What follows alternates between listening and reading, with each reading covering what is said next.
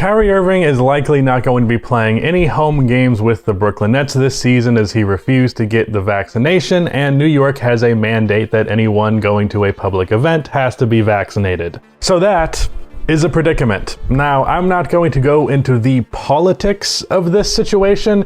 I have my opinions and I have strong opinions. However, it's just simply not worth the headache in the comment section, even though just simply acknowledging the situation is going to result in a headache in the comment section. In today's video, I want to talk about some of the hypotheticals involving this particular situation with Kyrie not being able to play the home games and against a few other teams as well. How that will affect the Nets throughout the season, what that means for them, and the potential avenues that they might look at to fix the situation. So, how is Kyrie's absence going to affect the Nets this season? Let's talk about it.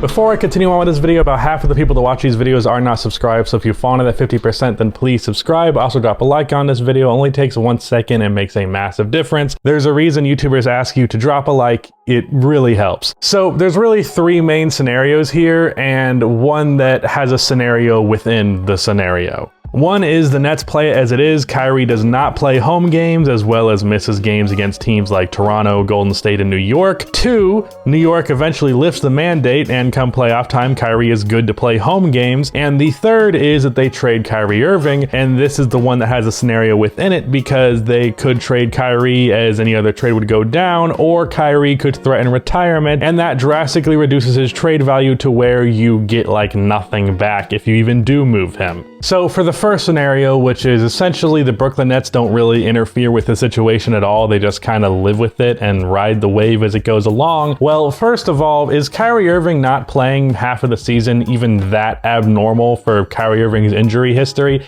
I don't feel like it's that significant. It's more the specifics of the in and out of lineups based on home and away games that would more affect the team rather than just the fact that he misses 40 games. So that brings us to the conversation of how good would the team actually be without Kyrie Irving? Well, it should come as no surprise that yes, I still think they'd be pretty fucking good. Start Harden at point, Bruce Brown at 2, Joe Harris at 3, Kevin Durant at 4, whoever you go with at 5. I'd personally go with Nick Claxton, but whatever, you'll figure it out, center by committee. And that is still one of the best lineups in the NBA, if not even still the best lineup in the NBA. It's certainly up there. What I think will be interesting is chemistry-wise, how the Nets will essentially have to split their game plan into whether or not Kyrie is playing. So like, they'll have a specific game plan for the away games that he's playing in, and then a specific game plan for the home games, and that would bleed over into the playoffs as well. So that would be interesting, and see how they balance that and how that affects players' tendencies on a night-to-night basis. It won't be as big of a deal because it's not like it's home away constantly, at least during the regular season, but that could jumble things and make chemistry a little bit awkward. And as you may know with super teams, sometimes just a tiny thing can end up being a big thing. Not that this is a tiny thing, but like just the effect that would have on the chemistry alone, not just the fact that he's missing half of the season's games, could get in the way of things. And really, this is where we get to the question of, are the Brooklyn Nets still the championship favorite without Kyrie Irving? I made a video like 2 or so weeks ago, something like that, about why the Nets are the clear-cut favorite to win the 2022 championship, and then Kyrie decided to throw a wrench in all of that. But to be honest, I don't know if Kyrie playing just away games is enough of a difference maker for me to take this team off of that mantle of the championship favorite. And that kind of does go to show how crazy good this Nets team is. Yeah, Kyrie Irving is really good, but at the end of the day, without him, you still have James Harden and Kevin Durant. Like, that is still insane. What made the Brooklyn Nets seem like such an unbeatable force is that Kyrie fucking Irving was their 3rd best player. Like, that's what made them so terrifying. So that element is gone now, so that means they're still good though. They're just less intimidating than they used to be. And even so, they're still gonna have that intimidation factor in their away games.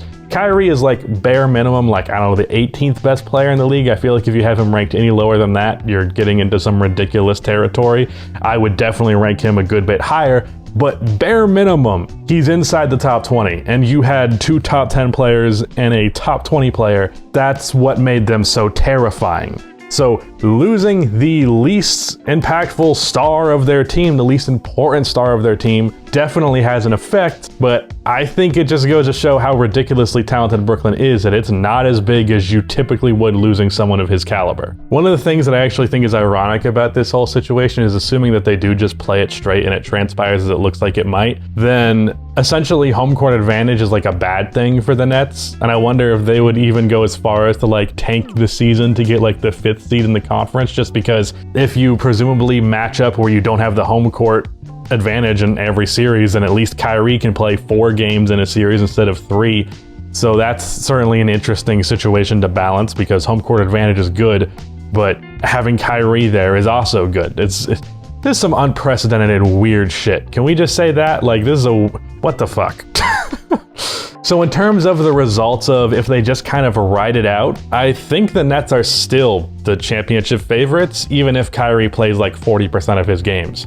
Which again, goes to show how good Brooklyn is. If New York ends up changing its vaccination rules and public event rules, then this situation just kind of disappears. He still won't be able to play against teams like Toronto, New York, and Golden State, but for the most part, the situation is relatively not affected. Now, as for the scenario of him being traded, which has been suggested quite a lot, I don't think Brooklyn goes through with it, but it is something that has been suggested a lot. There is the possible scenario that if he is traded, he would then retire, and the potential of that already would worry people trying to make the trade, and if he outright said that to be the case, then you're probably fucked. Now, it's worth mentioning that there are no strong sources on the notion that Kyrie Irving would retire. In fact, there's some stuff to suggest that he pushed back against that. However, at the same time, it's Kyrie Irving, and I don't think any of us would put that past him. Let's be real here. Even if you're still a staunch defender of Kyrie Irving, which I used to be, then you're still gonna have to acknowledge that, yeah, that's some shit that Kyrie would do.